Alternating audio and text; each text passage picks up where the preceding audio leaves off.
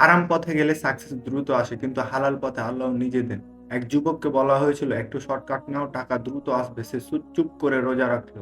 ক্ষুধা ছিল, টাকা দরকার ছিল, তবুও সে বলল, "আমি রমজানে আল্লাহকে হারাতে চাই না।" ১ মাস পর টাকা নয়, বরকত এলো। কম নয়, কিন্তু শান্তি বেশি। হে আল্লাহ আমাদের বরকত বাড়ায় দিন।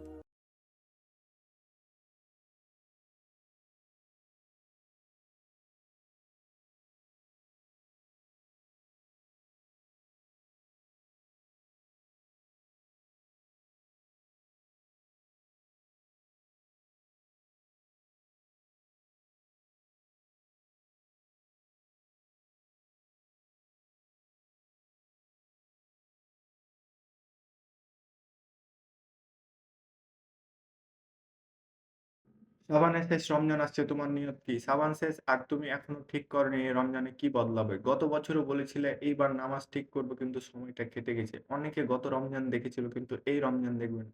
তুমি কি নিশ্চিত তুমি থাকবে? রমজান শুধু ক্যালেন্ডারে আসে না, এটা আসে নিয়তে বদলাতে। হে আল্লাহ আমাদের রমজানকে কবুল করুন। আমিন।